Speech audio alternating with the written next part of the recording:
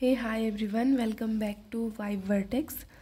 तो जैसे कि आपको पता है कि हम अपनी एनसीईआरटी की सीरीज़ चला रहे हैं और आज हम स्टार्ट करेंगे एनसीईआरटी 8th की सीरीज़।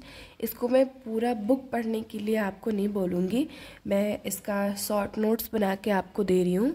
उसमें से ऐसी जो चीज़ें हैं जिनको मतलब बहुत ज़्यादा इम्पॉर्टेंट है वो मैं आपको दे रही हूँ।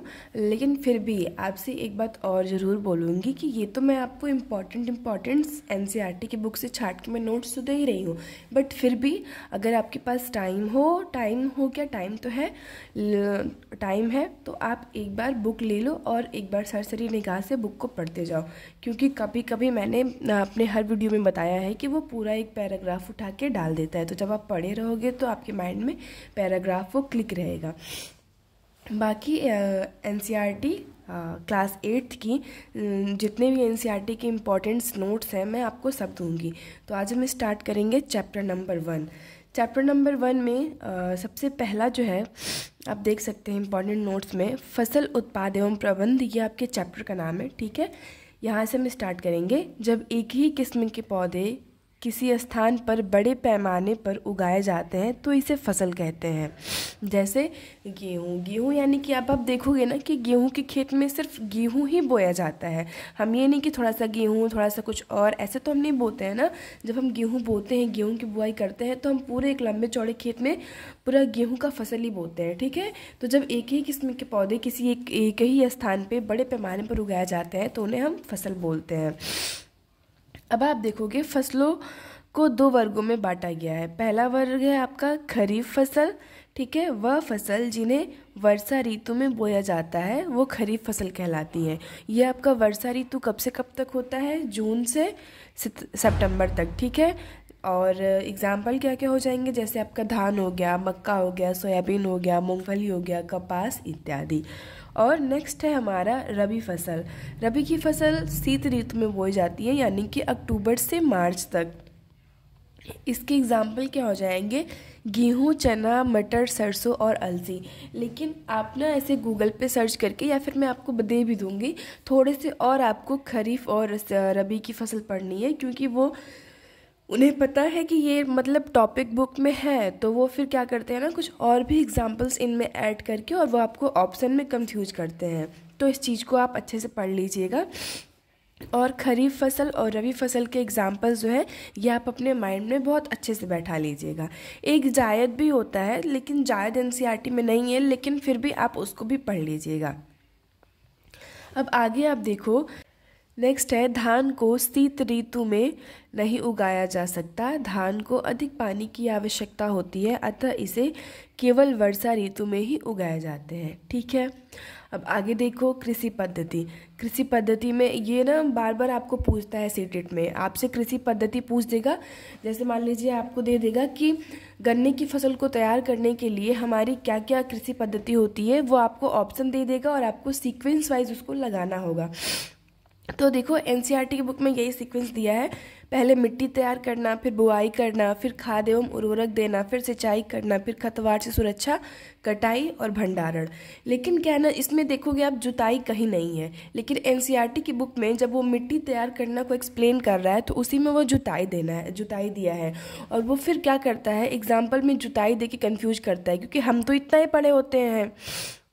तो देखो अगर जुताई देता है ऑप्शन में तो आप कैसे लगाओगे, सबसे पहले नंबर पे आप जुताई को लगाओगे, फिर सेकंड नंबर पे आप लगाओगे मिट्टी तैयार करना।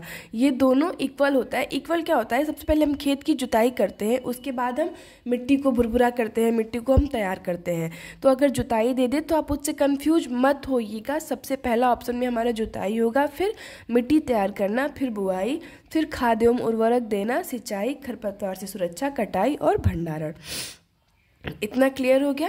ठीक है, हम आगे बढ़ते हैं। नेक्स्ट आप देखोगे, नेक्स्ट क्या है कि मिट्टी को उलटने पलटने एवं पोला करने की प्रक्रिया को ही हम जुताई कहते हैं। ठीक है, तो ये भी मैंने जो भी नोट्स बनाया है ना, ये आपके एनसीईआरटी से सेम हूबहू लाइन मैंने ऐसे अपनी कॉपी पे नोट किया है, और ये बहुत इंपॉर्टेंट है, बार बार ये एग्जाम में पूछी जाती है। और सेम की सेम ऐसे ही लाइन आपको एक लंबी पैराग्राफ में दे के आपको एग्जामिनर कंफ्यूज करना चाहता है, लेकिन अब वो कंफ्यूज नहीं होना है। इसीलिए जो जो लाइन इंपॉर्टेंट है मैंने अलग करके उनका नोट्स तैयार किया है। आगे देखो आप, हल, कुदाली एवं कल्टीवेटर मिट्टी की जुताई करने वाले औजार हैं। आपको ऐसे पूछ देता है, एक लंबा सा आपको पैराग्राफ दे देगा कि ये खेत है, इसको हमें जुताई करना है, या फिर बहुत कंफ्यूज करके देता है कि उसमें किसी फसल को उगाना है तो सबसे पहले हमें उसकी जुताई करना होगा। तो ऐसे पूछते हैं ना कि सबसे प्राचीन जुताई के लिए औजार क्या है, सबसे आधुनिक क्या है। तो जो आपका हल और कुदाली है ना, ये आपका प्राचीन औजार है जुताई के लिए, लेकिन जो आपका कल्टीवेटर है ये आपके आधुनिक युग का औजार है। तो ये सारी चीज़ें हैं, आप ध्यान में रखिएगा। नेक्स्ट क्या है, हल का मुख्य भाग लंबी लकड़ी का बना होता है जिसे हल शेफ्ट कहते हैं। ये भी आपको एक पैराग्राफ में हल के बारे में पूरा आपको पैराग्राफ में बता देगा और आपसे पूछेगा कि जो मुख्य भाग होता है हल का उसे हम क्या बोलते हैं, तो उसे हम हल शेफ्ट बोलते हैं। अब आगे देखते हैं सीड ड्रिल। आजकल बुआई के लिए ट्रैक्टर द्वारा संचालित सीड ड्रिल का उपयोग किया जाता है। आप यहाँ पे देखोगे ये यानी कि ये आपका मॉडर्न तरीका है सीड ड्रिल का, ठीक है। पहले एक छोटी सी कीप होती थी, उस कीप के थ्रू हम बुआई करते थे। तो अगर आपसे प्राचीन पूछेगा तो आप कीप बताओगे कि आपके ऑप्शन में कीप मिलेगा तो आप कीप ऑप्शन पे ट्रिक करोगे। लेकिन यहाँ पे देखो, आजकल बुआई के लिए ट्रैक्टर द्वारा संचालित सीड ड्रिल का उपयोग होता है। तो आधुनिक में क्या है, बुआई करने के लिए सीड ड्रिल का उपयोग हम करते हैं।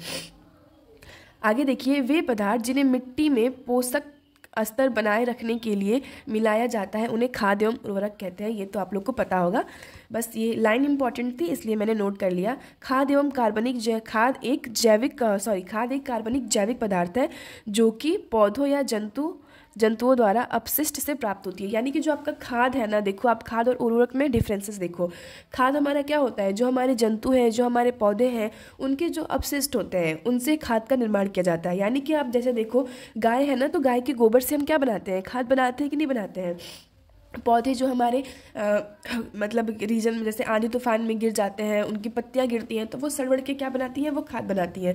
तो जो खाद होते हैं ये कार्बनिक पदार्थ होते हैं और ये जंतु या पौधों के अपशिष्ट से प्राप्त होते हैं। लेकिन जो हमारा उर्वरक होता है ना, ये रासायनिक पदार्थ है।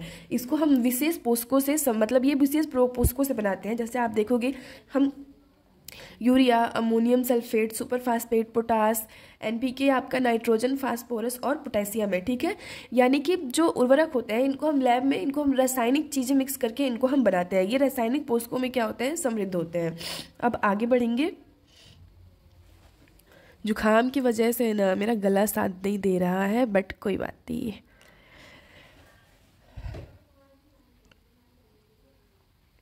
आगे देखिए आधुनिक युग में फसलों को काटने के लिए हार्वेस्टर का प्रयोग करते हैं, ठीक है। पहले हम किसका यूज करते थे, हंसिया का। तो ये तो मुझे पता है कि आप सबको पता होगा कि पहले हम मतलब यानी कि प्राचीन युग में हम फसलों को काटने के लिए हंसिया का यूज करते हैं। तो इसलिए मैंने उसको नोट नहीं किया क्योंकि वो नॉर्मल है, उसका आंसर आप दे लोगे। और आधुनिक युग में क्या है, हार्वेस्टर है। फिर काटी गई फसल से बीजों को, दानों को भूसे से अलग करना ही क्या कहलाता है, आपका थ्रेसिंग कहलाता है। ये आपकी लाइन्स डिक्टो मैंने एनसीईआरटी की बुक से कवर की है, तो बिल्कुल भी वीडियो को या फिर इस नोट्स को आप इग्नोर मत कीजिएगा। एकदम यानी कि बहुत कम टाइम में मैं आपको पूरे चैप्टर का एक्सप्लेनेशन दे रही हूँ, तो अच्छे से कवर कर लीजिए। क्योंकि अगर आपको देखो, आप जैसे 10 नंबर ज़्यादा लेके नहीं चलोगे ना, तो फिर क्या होगा, फिर आपके साथ प्रॉब्लम होगी। तो हमें सिर्फ 90 या फिर जिनका 80 पे होता है, हमें उतना लेके नहीं चलना है, हमें उससे 10 नंबर ज़्यादा लेके चलना है। इसलिए हमें एनसीईआरटी तो कवर करना ही पड़ेगा। अगर आप कवर नहीं करोगे तो फिर वही होगा कि 2 नंबर, 1 नंबर, 5 नंबर। तो NCERT is most important for CTET exam. इसलिए आप कंटिन्यू किए रहो और आप कवर कर लोगे, कोई बहुत बड़ी बात नहीं है। मैं चाहती हूँ कि आप लोग को प्रॉब्लम ना हो बुक्स कवर करने में, इसलिए मैंने क्या किया है, 8th क्लास का पूरा आपको मैंने नोट्स देना स्टार्ट किया है। लेकिन फिर भी मैं बोलूँगी कि अगर आप करना चाहते हो तो आप बुक्स कवर कर लो, एक बार ऐसे पढ़ लो, बहुत आपको बेनिफिट मिलेगा। आगे देखो, थ्रेसिंग कहते हैं, यह कार्य कंबाइन मशीन द्वारा किया जाता है। यानी कि जो काटी गई फसल है उनको हम मतलब उनके बीजों को हम किस प्रक्रिया से अलग करते हैं, थ्रेसिंग से। और थ्रेसिंग किसके द्वारा की जाती है, कंबाइन मशीन के द्वारा, ठीक है। जो वास्तव में जो हमारा हार्वेस्टर होता है और जो थ्रेसर होता है, मतलब उन दोनों का संयुक्त रूप होता है। यानी कि उन दोनों को कंबाइन करके क्या बनाया जाता है, कंबाइन मशीन बनाई जाती है। छोटे खेत वाले किसान अनाज के दानों को फटक कर अलग करते हैं और इसको हम क्या बोलते हैं, विनोइंग बोलते हैं। जो किसान क्या करते हैं, छोटे किसान यानी कि जिनके पास ट्रैक्टर का, हार्वेस्टर का मतलब उतनी क्षमता नहीं है वो चीज़ें लेने की, वो क्या करते हैं, इनको फटक करके अलग करते हैं दानों को, जिनको हम विनोइंग कहते हैं। और हमारे भारत में ना कुछ ऐसे पर्व हैं जो फसलों की कटाई के समय हम मनाते हैं, मतलब खुशी में। क्योंकि देखो, जब किसान अपना फसल बोता है ना, तो वो उसमें पहले तो खेत की जुताई करेगा, बुआई करेगा, उसके बाद उसमें खाद डालेगा, उर्वरक डालेगा, उसकी सिंचाई करेगा, फिर बाद में बार बार जाके देखेगा कि मैंने पानी अच्छे से दिया है कि नहीं दिया है। तो जब किसान अपने खेतों में फसल बो लेता है, तो आप समझो ना कि वो उसका एक प्रकार से एक संपत्ति तैयार होती है, जिसको मतलब किसान लेके बहुत खुश होता है कि हाँ, अगर अच्छी फसल हो जाएगी तो उसको मतलब अगर वो अपने लिए रखेगा तो भी ठीक है, उसके पास अनाज की कमी नहीं होगी, वो उसको बेच के पैसे भी कमा सकता है। तो फसल किसान के लिए एक बहुत अच्छी संपत्ति के रूप में होती है, तो वो इसलिए ना जब भी फसल की कटाई होती है वो बहुत खुश होता है। तो उसी खुशी को मतलब सेलिब्रेट करने के लिए भारत में कुछ पर्व मनाए जाते हैं, जैसे पोंगल हो गया, वैसाखी हो गया, होली, दिवाली, नबान्या एवं बिहू। ये सारे हमारे क्या है, कटाई पर्व हैं। ये भी आपके एनसीईआरटी के बुक से है, डिक्टो ऐसे ही आपके एनसीईआरटी की बुक में दिया हुआ है। तो इस चीज़ को आप ध्यान रखोगे, पोंगल, वैसाखी, होली, दिवाली, नबान्या एवं बिहू, ये क्या है आपके, ये आपके कटाई पर्व हैं। आगे देखो, बीजों को बड़े पैमाने पर भंडारण क्या कहलाता है आपका, साइलो और भंडार गृहों में किया जाता है, ठीक है, सॉरी यानी कि हम बीजों का पैमाना मतलब भंडारण बड़े पैमाने पे किस में करते हैं, साइलो में करते हैं। राइजोबियम बैक्टीरिया एक फलीदार लेग्यूमिनस पौधों की जड़ों की ग्रंथियों में पाए जाते हैं और वायुमंडलीय नाइट्रोजन का स्थिरीकरण करते हैं। जो आपकी राइजोबियम बैक्टीरिया होती है कि नाइट्रोजन स्थिरीकरण में बहुत ज़्यादा इंपॉर्टेंट होती है। आप कुछ और बैक्टीरिया के नाम ऐसे सर्च करके गूगल पे लर्न कर लीजिएगा, जो क्या करती हो, नाइट्रोजन का स्थिरीकरण करती है, क्योंकि ये भी क्वेश्चन इंपॉर्टेंट है और ये पूछता है। अब आप आगे देखो, सिंचाई के पारंपरिक तरीके, जैसे मोट हो गया, घिरनी, चेन पंप हो गया, ढेकली हो गया, रहट, उत्तोलक, ये सारे आपके क्या है, ये सिंचाई के पारंपरिक तरीके हैं। तो ये आप चारों याद कीजिएगा, क्योंकि क्वेश्चन पूछ के और ऐसे ऑप्शन दे के आपको कंफ्यूज करेगा। तो जब आप मोट जानते ही नहीं रहोगे, चेन पंप जानते ही नहीं रहोगे, साथ में मोट को घिरनी भी बोलते हैं, रहट को उत्तोलक बोलते हैं, ढेकली, ये सब लर्न किए रहेंगे तो आपको पता रहेगा। अब आप देखो, सिंचाई के आधुनिक तरीके, छिड़काव तंत्र, डीप तंत्र। एक क्वेश्चन और पूछता है कि जहाँ पे असमतल भूमि होती है और मतलब कम पानी में किसी हम असमतल भूमि में अगर हमें सिंचाई करनी हो तो हम कैसे करेंगे। तो उसके लिए हमारा सबसे अच्छा क्या है, ड्रिप तंत्र। अब आगे देखो आप, खरपतवार हटाने को निराई कहते हैं, यानी कि फसल के अलावा जो एक्स्ट्रा पौधे हमारे खेतों में उगाते हैं ना, उनको हम खरपतवार बोलते हैं। और उसको मतलब खेतों से हटाने के लिए, ताकि पौधों में बहुत ज़्यादा घनापन ना आए, पौधे अच्छी तरीके से ग्रोथ करें, इसके लिए पौधों को अच्छे तरीके से उनका न्यूट्रिशन मिले। ये नहीं कि उनका सारा न्यूट्रिशन जो खरपतवार है यानी कि जो दूसरे पौधे हैं वो ले जाएं।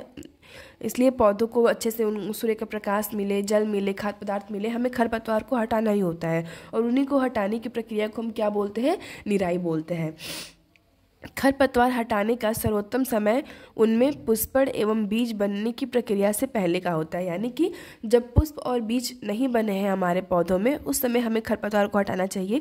ये इसलिए ऐसा है ना, क्योंकि जब पुष्प और बीज बन जाएंगे तो आपको पता है कि पुष्पों से ही हमारे बीज का निर्माण होता है और बीज से हमारे फल का निर्माण होता है। तो जब हम खरपतवार हटाएंगे ना पुष्प और बीज बनने के बाद, तो वो उससे क्या होगा, हमारा फसल डिस्टर्ब होगा और बीज पौधे वो अपने आप क्या होंगे, मतलब नीचे आ गिरेंगे, जिससे कि हमारा फसल अच्छा नहीं होगा, वो डिस्टर्ब हो जाएंगे। अब आगे देखो, जैसे 2,4-D, ये क्या है, हमारा एक खरपतवारनाशी रसायन है। कुछ लोग क्या करते हैं ऐसे, एक सेकंड, क्या बोलते हैं, खुरपी वगैरह से क्या करते हैं लोग, खेतों में जाके और हाथों से भी खरपतवार निकालते हैं। लेकिन अगर आपको रसायन का यूज करना है तो सबसे बढ़िया रसायन है 2,4-D, जिसका यूज हम खरपतवार को खेतों से हटाने के लिए करते हैं।